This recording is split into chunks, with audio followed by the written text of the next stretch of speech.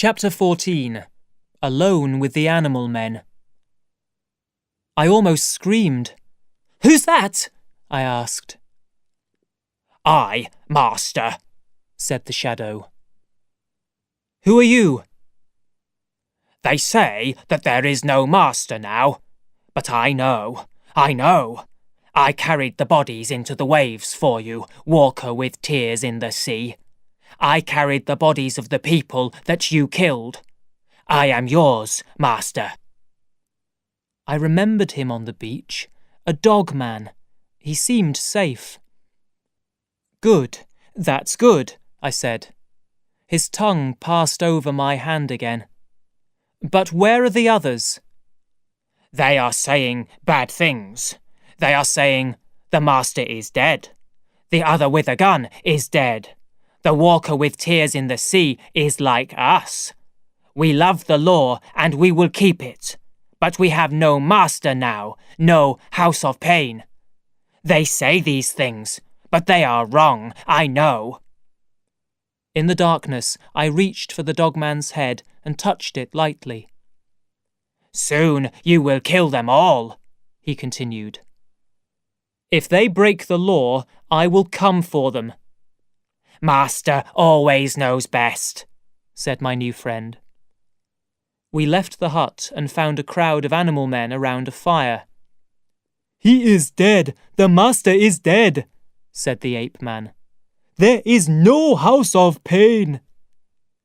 "He is not dead," I said in a loud voice.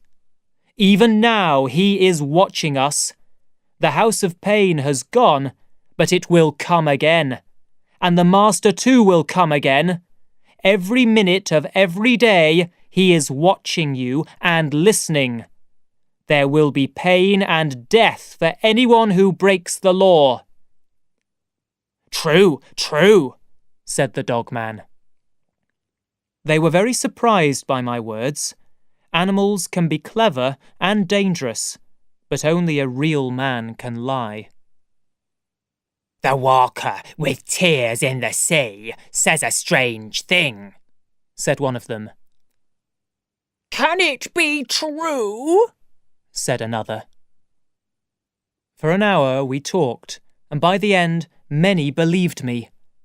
Finally, they went to their beds, and I went with them. I was safer with a group of them than with one alone. This was the first night of 10 months alone with the animal men. In the first month, I spent a lot of time with them. I even started to like some of them, the dogman and a few others.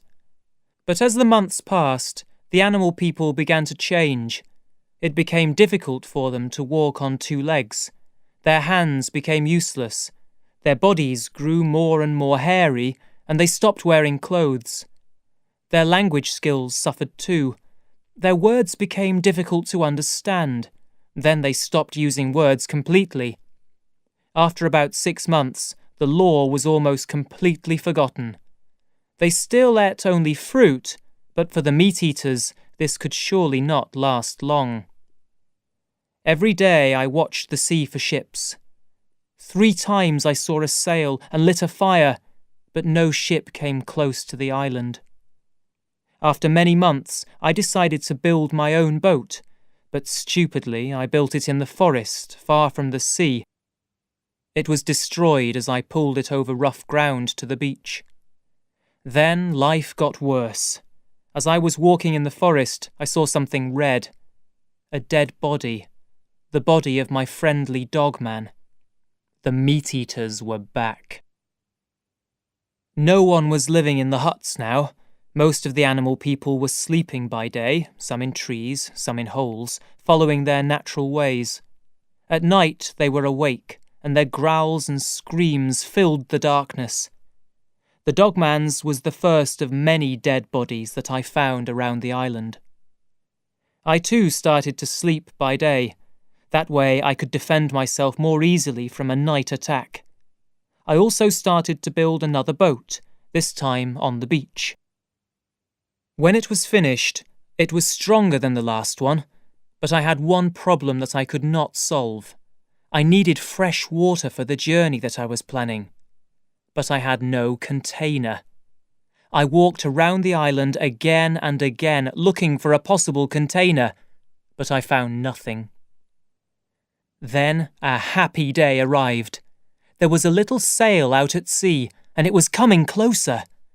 I lit a fire and fed it all day. The sail came towards the island, slowly, slowly. When night fell, it was still a long way from land. All night I kept my fire bright. In the light of the fire, I saw many eyes watching me.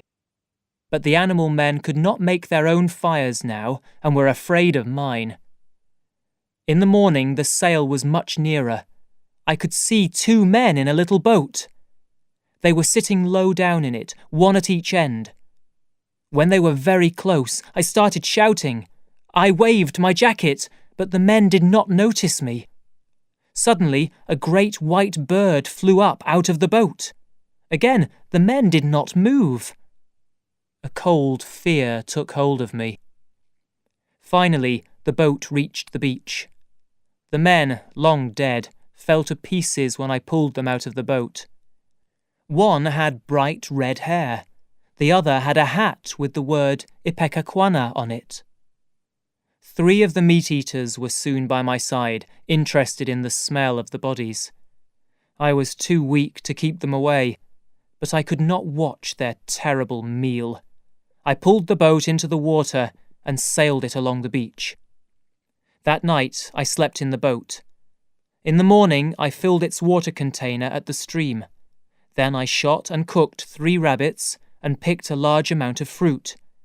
I put the food and drink into the boat and sailed away from the island.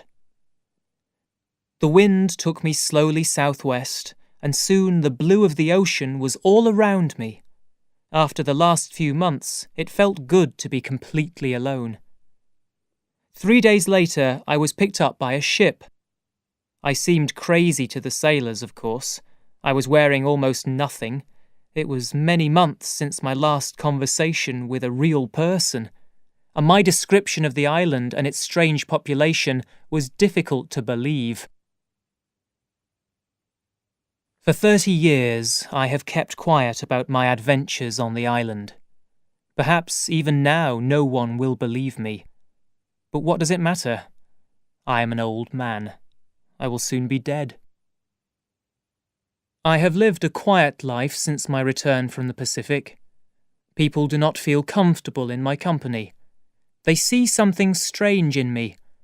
Perhaps I became a little like the animal people who I lived with for all those months, and I do not feel comfortable in the company of others either. I fear that, secretly, they are animal people. I fear that the animal in them will soon grow stronger. I fear that one day they will attack. It is a fear that never completely leaves me.